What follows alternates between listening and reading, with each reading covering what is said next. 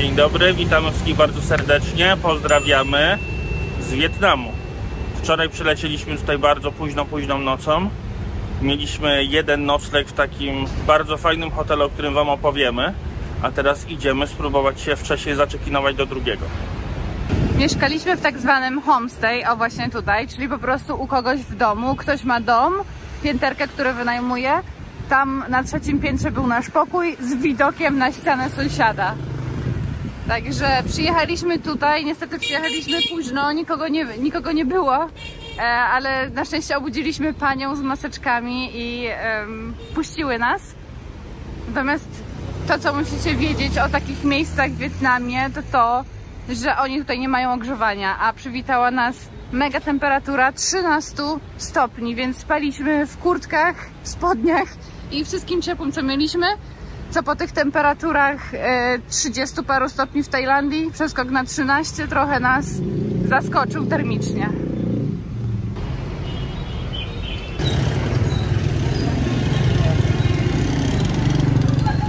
Dzięki uprzejmości naszej familii, która szmuglowała kabanoski do Tajlandii, dzień rozpoczęliśmy śniadankiem, pysznym kabanoskiem. Dziękujemy. Natomiast rzecz, do której najbardziej nie możemy się przyzwyczaić, nie uwierzycie, po przylocie do Wietnamu, to jest ruch prawostronny. Po ponad 2 miesiącach jeżdżenia w ruchu lewostronnym nie możemy się przyzwyczaić do ruchu prawostronnego i ciągle się gubimy. Zobaczcie, jak się buduje w Hanoi. Po prostu jedno piętro to jeden pokój. Zmierzamy do naszego hotelu. Naprawdę mamy nadzieję, że dadzą nam ten pokój wcześniej. Ja jeszcze tylko dodam, że wczoraj jak tu przyjechaliśmy o 12 w nocy, wszędzie było pusto, żadnych skuterów, żadnych samochodów. I naprawdę myślałem, że coś jest nie halo i tutaj jest cicho. Ale dzisiaj od samego rana, od 5 rano po prostu taki szum, taki hałas, że spać się nie dało. A tutaj jakbyście chcieli, to macie ulicznego fryzjera. Pani też maleje paznokcie, także manikir jest. Sorka, za mało miejsca. Ktoś nam powiedział, że mamy iść tutaj. No, zobaczymy. Wygląda interesująco. Chyba znaleźliśmy. Jesteśmy w dobrym miejscu. Dobra, tak wygląda hotel. Widać, że ludzie się check-outują, ale my dostaliśmy kartę wcześniej. Jesteśmy zadowoleni. Bardzo miła pani, bardzo pomocna, więc myślę, że będziemy się tu dobrze bawić. Dokładnie, mamy pokój na ostatnim piętrze. Pokój to pokój numer 803 i powiem wam, że wygląda naprawdę ładnie. Mamy tutaj bardzo duże łóżko. Mamy fotel, gdzie można sobie posiedzieć, ja po nią będę korzystał. Jest biurko, jest telewizor. Oprócz tego widzicie dużą szafę, co też jest fajne, bo jednak na kilka dni to te graty można upchnąć, a nie tak leżą. No i jest ładna, czysta łazienka. Naprawdę wygląda nieźle. Jak nie wiem, czy widzicie, ale dosłownie skończyli myć. Mamy jeszcze mokrą podłogę, ale pani powiedziała, że jak chcemy, to możemy już wejść do pokoju. Także obsługa na dychę. Wyszliśmy z hotelu, stwierdziliśmy, że idziemy w Miacho. Pozwiedzamy sobie dzisiaj trochę centrum i zaplanujemy pozostałe dni. Musimy jeszcze ogarnąć jakieś wycieczki czy tego typu rzeczy poza miasto. Ale już czujemy ten klimat, który czuliśmy w 2019 roku. Jest super. Jesteśmy od 15 minut na mieście. Jesteśmy w starej dzielnicy, tak zwane Old Quarter. No i tak, 3 razy chcieli nas przejechać, 4 razy strąbili, 5 razy prawie nas walnął samochód albo skuter. No i czego się dowiedzieliśmy? North Face to tutaj jest wszędzie i możecie go kupić 10 razy taniej. Z jakością, ja w 2019 roku kupiłem rzeczy, do tej pory nie mam, używam, korzystam, łącznie z torbami, które są w każdym samolocie i naprawdę daje super radę. Po drugie, wszędzie podróbki, wszędzie jakieś tego typu rzeczy. A po trzecie, jest za nami pani, co robi buty i ma buty w kształcie ryby. Także jakby ktoś chciał takiego buta w kształcie ryby, to polecamy. A tak wygląda ulica. Jak nie skuter, to klapki, jak nie klapki, to North Face'y, jak nie North Face'y, to na pewno coś zaraz się znajdzie. I naprawdę, Hanoi to jest szalone miejsce. My je bardzo polubiliśmy ostatnio, teraz na pewno też będziemy się dobrze bawić. I pamiętajcie, jak jesteście w Wietnamie, chcecie robić jakieś zakupki, to w tym mieście najlepiej. Kolejna rzecz, która przyprawia nas o wspomnienia, to są te krzesełka. Jeżeli myślicie, że siedzieliście na niskich krzesełkach w Azji, to posiedźcie sobie na krzesełkach w Wietnamie, wtedy stwierdzicie, że naprawdę dawno nie widzieliście swoich kolan z bliska, ale to jest tutaj tradycja. Wszędzie, w każdym miejscu, na każdym rogu, zobaczcie takie knajpki. I to jest naprawdę bardzo fajne posiedzieć sobie w takim miejscu, ale czasem ciężko wstać. I do tego niecała dupka się mieści. Jesteśmy teraz w głównym miejscu tej starej dzielnicy, czyli zaraz przy jeziorku. I dzisiaj akurat to jest zamknięte, bo jest weekend, ale tak na co dzień tutaj często jeżdżą samochody. Tam jak sobie pójdziecie, tam widać taki czerwony most i na tym moście również znajduje się świątynia. Tak wygląda jeziorko w centrum, zaraz przy świątyni. Jest naprawdę bardzo urokliwe i szczególnie jak się robi ponad 30 stopni, to bardzo pomaga bycie przy wodzie. Dzisiaj, jak widzicie, taka pogoda raczej średnia, więc postanowiliśmy, że zostajemy jutro w Hanoi i nagramy taki prawdziwy vlog o wszystkich najważniejszych miejscach. Tą świątynię postaramy się Wam też pokazać i o niej opowiedzieć, ale na razie będziemy zbierać się dalej na spacer. Do świątyni kosztuje 50 000 dongów. Jako że nie wiem, ile to jest, to wstawimy Wam to tu w filmiku. Tak wygląda świątynia. No i tam jest wejście. No jak widzicie, dzisiaj jest naprawdę masa ludzi, więc mocno zastanawiamy się nad tym, żeby przyjść tutaj jutro. Jak będzie dzień tygodnia, będzie zdecydowanie mniej osób i wtedy na spokojnie ją Wam możemy pokazać. Jeżeli zastanawiacie się, jaki system polityczny panuje w Wietnamie, to myślę, że odpowiedź na to pytanie przedstawia idealnie ta rzeźba. Witamy w socjalizmie.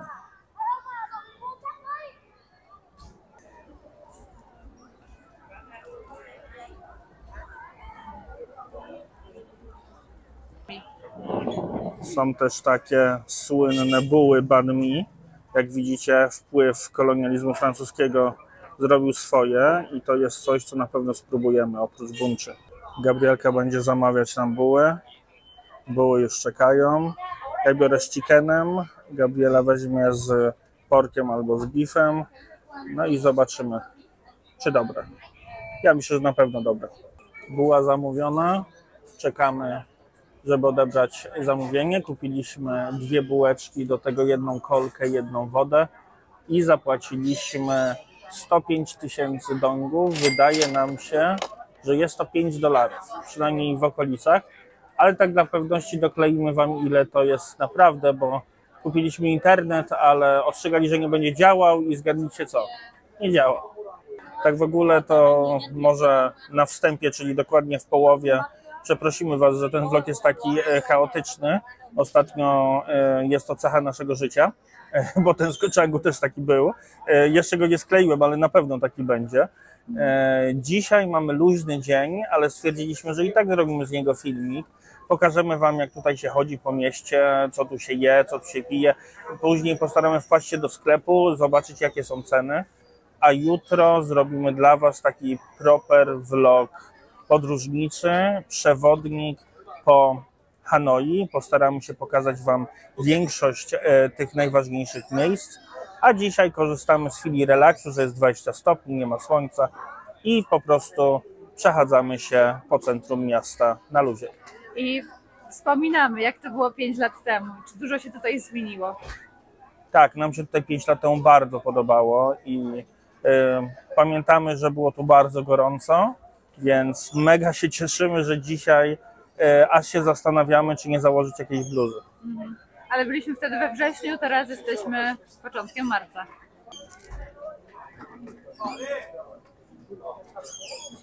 Dostaliśmy już buły, teraz będzie testowane. Tak wygląda w środku.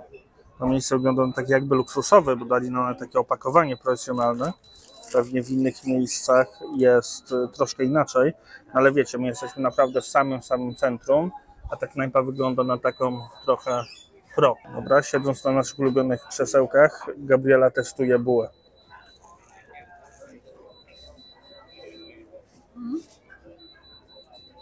Dobra, chrupiąca, gorąca i pyszna. To ja biorę się za jedzenie.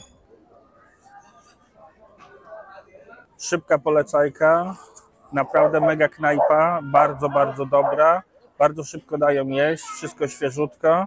No i dla jednego z moich przyjaciół powiem, zamiast wchodzić do świątyni, można przyjść tu na bułę i jeszcze się trochę zaoszczędzi. To jest taki wietnamski Subway. Wietnam to trochę inny kraj niż Tajlandia, poza tym, że jest mi tu zimno, temperatury są inne, no i ta waluta. Waluta tutaj jest milionowa. Właśnie chyba myślimy, że odkryliśmy, jak to przeliczać, czyli 100 000, odcinamy 4 zera i mnożymy razy 2, czyli wychodzi 20 zł. 2 złote. 10 000 to 2 zł. No właśnie. Tak, A że 100 000 to 20 zł. tak. Dobrze. Chyba.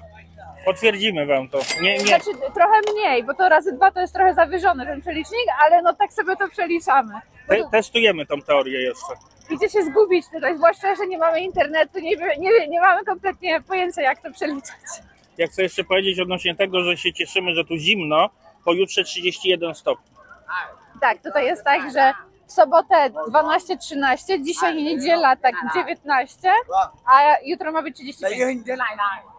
Tam piękny grup foto albo filmik się robi. Ja pamiętam, ostatnio jak tutaj byliśmy, to jedliśmy tam w knajpie gdzieś na górze, w tym budynku, gdzie jest KFC. Plan na jutro jest taki, że weźmiemy sobie hop-on-hop-off busa, żeby zobaczyć te wszystkie atrakcje. Busik jeździ co pół godzinki, także tutaj widzicie ich czasy odjazdu. No a jutro wam powiemy, ile kosztuje. Jeżeli się na niego zdecydujemy, bo to również jest dopiero plan, może zrobimy to z buta. A przed nami najsłynniejsze chyba rondo w Hanoi. To jest takie bardzo instagramerskie miejsce i mega fotogeniczne. Szczególnie jak się wejdzie na ten budynek, to się robi takie naprawdę fajne zdjęcia tego budynku i okolicy. I też bardzo często w nocy robi się to na długim naświetlaniu. Nie, może spróbujemy to zrobić. Na pewno to robiliśmy, jak byliśmy ostatnim razem. No i Kanie, jak ci się podoba? Hanoi, bardzo mi się podoba. Podobają mi się te wszystkie miejsca. Fajnie wrócić i tak powspominać. Tak, mi też się bardzo podoba. Zastanawialiśmy się, czy tu przyjeżdżać, bo my zrobiliśmy bardzo podobną, jak nie taką samą trasę, którą chcemy zrobić teraz, ale stwierdziliśmy, że wiecie, content trzeba wam pokazać, a my będziemy mieli naprawdę bardzo fajny wyjazd, bo większość tych miejsc już znamy, coś tam pamiętamy, czegoś nowego się nauczymy. Samo miasto jest naprawdę super. Tutaj jest naprawdę bardzo fajna atmosfera. W ogóle mega się cieszę, że my tutaj dojechaliśmy w niedzielę, no bo dzięki temu jest mega dużo ludzi, dzięki temu te ulice są pozamykane. No a z czego się cieszę najbardziej? Z moich nowych okularów. Bo nie wiem jak wy, ale ja już nie mogłem na siebie patrzeć w tych takich niebieskich okularach, które nie posiadały już absolutnie nic, żadnego filtra polaryzacyjnego. Na te, słuchajcie, super nowe, firmowe, szwajcarskie. Kosztowały mnie niecałe 2 dyszki, więc na pewno będą dobre. Na pewno.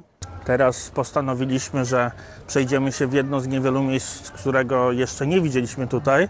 A więc tak, to słowa specjalnie dla mojej ukochanej teściowej. Idziemy do kościoła. Zobaczymy tutaj katedrę, ponieważ te wpływy francuskie były tu bardzo silne i zbudowali tutaj w XIX wieku Francuzi przepiękną katedrę stylizowaną na katedrze Notre Dame. A zaraz pójdziemy na Train Street i zobaczymy, czy pociąg jeździ dalej, czy już niestety ta atrakcja została zakazana. Dokładnie, bo krótko po tym, jak my tutaj byliśmy, słyszeliśmy, że zakazali tam tych atrakcji, czyli siedzenia na tych torach tuż przed przejeżdżającym pociągiem. Ale nadal jest pełno filmów w internecie, gdzie to się dzieje, więc mamy nadzieję, że też uda nam się to zobaczyć i nie jest to zbanowane. Tak, mam nadzieję, że to była tylko plotka. Także poczekajcie, niedługo się przekonamy. Piesek pozuje. Po drodze jeszcze zobaczymy rzeźbę króla Letaito, który bardzo dzielnie stawiał opór licznym najeźdźcom w XV wieku i właśnie, żeby go za to uhonorować, żeby mu podziękować. Pod koniec XIX wieku postawiono tutaj jego rzeźbę. Ja wiem, że oczywiście to nie ma żadnego znaczenia i zaraz powiecie, że jestem jakiś dziwny, ale spodziewałem się czegoś lekko więcej. Wiem, że wielkość się nie liczy, ale mimo wszystko myślałem, że będzie tu naprawdę spory pomnik. Dobra, doczytałem, także jeżeli chodzi o tą walkę i odpór obcych wojsk, chodziło o walkę o niepodległość przeciwko dynastii Ming, także chińskim najeźdźcom. Tutaj nawet jest poemat specjalnie na cześć tego wodza, a później króla. Za rzeźbą bardzo fajna świątynia, gdzie można pomodlić się i podziękować Bogu. Tam został mój mąż. Tu mamy flagę. A tak wygląda góra. Wejście do świątyni. Pani właśnie do mnie podeszła i powiedziała, że no foto. Także przepraszam, nie zrobię nic więcej. Natomiast nie ma nigdzie zakazu, znaku i wszyscy tam robili foteczki. Dobra, jeszcze tylko jedna rzecz, zanim stąd wyjdziemy. Mamo, serdeczna prośba, nie pisz mi, że to nie rzeźba, że to jest posąg, że to jest statua. Ja nie studiowałem historii sztuki, także czasem lubię sobie po prostu na szybko pogadać to, co mi ślina na język przyniesie, ale obiecuję Ci i obiecuję Wam wszystkim, że naprawdę się staram nie popełniać kardynalnych błędów. Tuż przed wyjazdem do Azji byliśmy w Stanach, w Savannah między innymi i tam są takie drzewa z takimi właśnie zwisającymi pięknymi rzeczami, także to robiło fajny klimat. A tutaj my już docieramy do naszego miejsca docelowego. Natomiast tak ta uliczka, patrzcie, takie kolonialne styl ma. No i dotarliśmy do katedry. Rzeczywiście robi wrażenie, rzeczywiście jest całkiem fajna. Trochę wygląda jak Notre Dame, oczywiście jest odpowiednio mniejsza, ale że w takim miejscu taki kościół zobaczymy. Postaramy się wejść do środka. Tutaj przy katedrze są bardzo fajne, klimatyczne restauracyjki. O, można sobie smoothie zamówić, a my szukamy wejścia.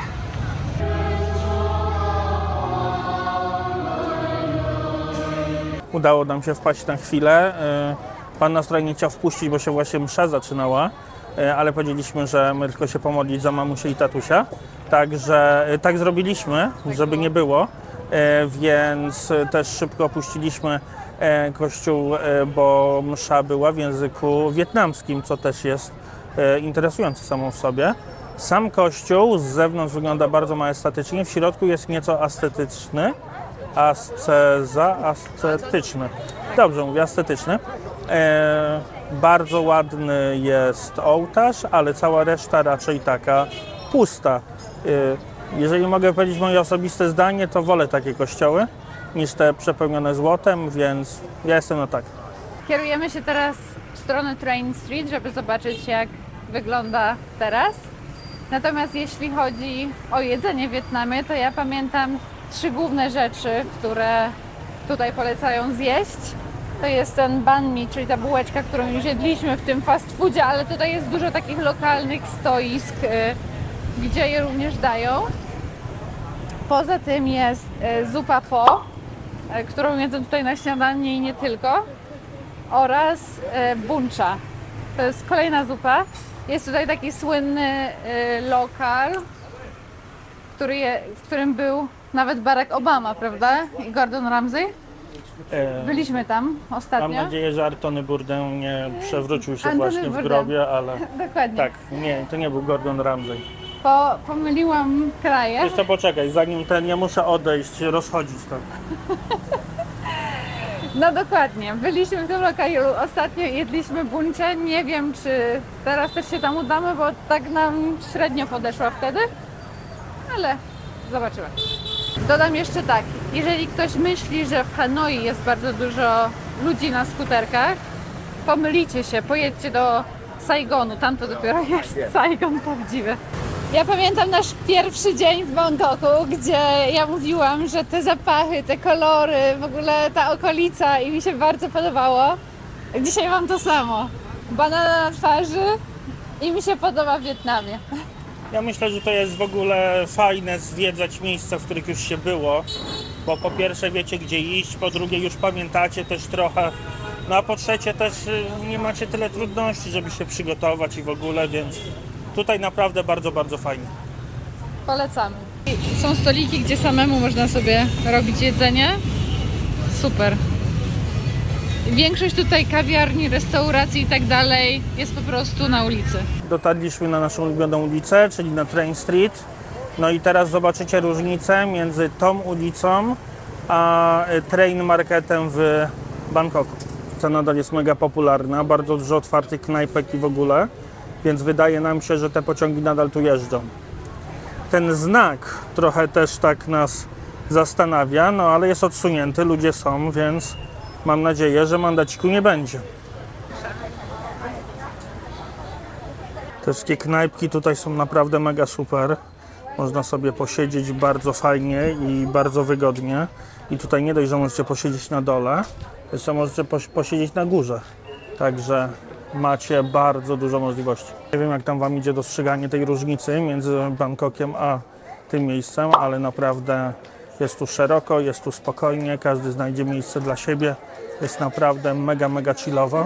I to jest właśnie to, co mi się zawsze najbardziej podobało. Tutaj się nikt nie stresuje, nikt nie przepycha. Każdy ma kawałek swojego nieba.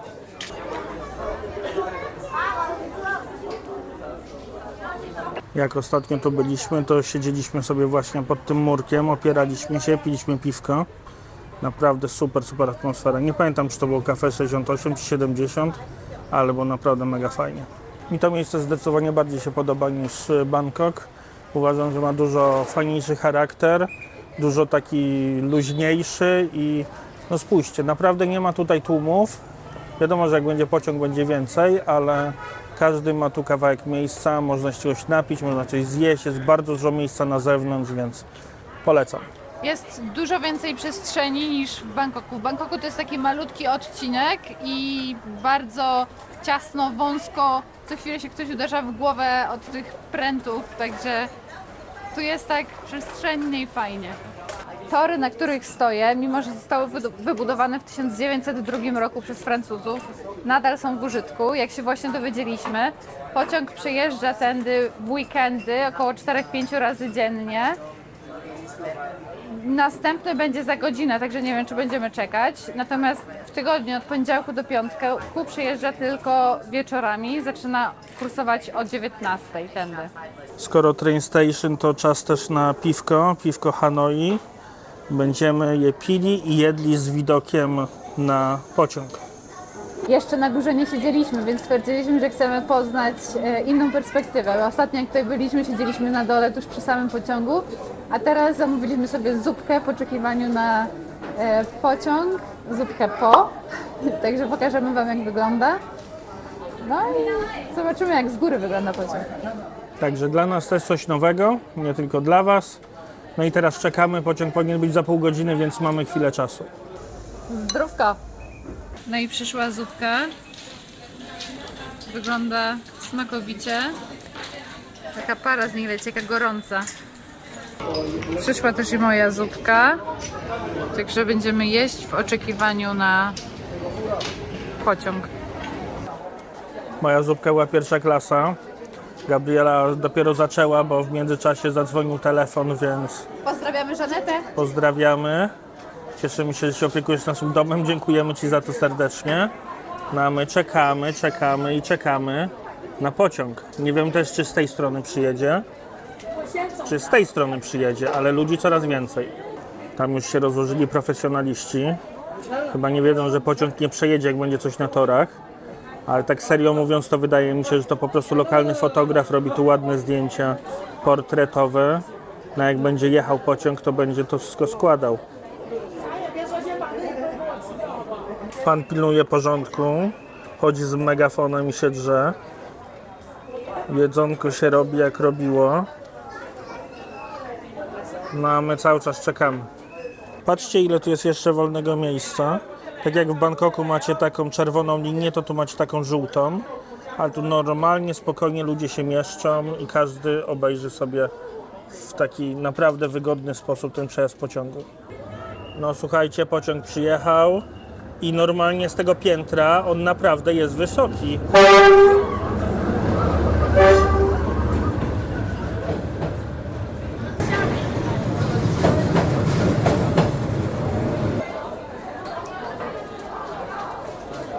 Tak wygląda Train Street z drugiej strony, gdzie już jest na otwartym powietrzu. Przynajmniej z tej takiej jednej strony, bo z drugiej, gdzie są budyneczki i knajpki. Już mniej tak majestatycznie, ale stąd też można fajnie pociąg sobie ustrzelić.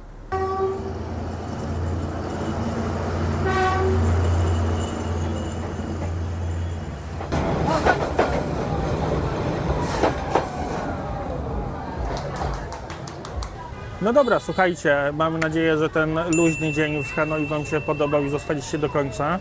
Nam z pewnością ta końcówka bardzo się podobała. No ale teraz już pewnie po naszych podkrążonych oczach widzicie nasze zmęczenie, także idziemy powoli w kierunku hotelu, zjemy sobie jakąś kolacyjkę, napijemy się drineczka i lecimy spać, a jutro wracamy do Was z kolejnymi materiałami, także czekajcie. Dzięki wielkie, trzymajcie się, cześć!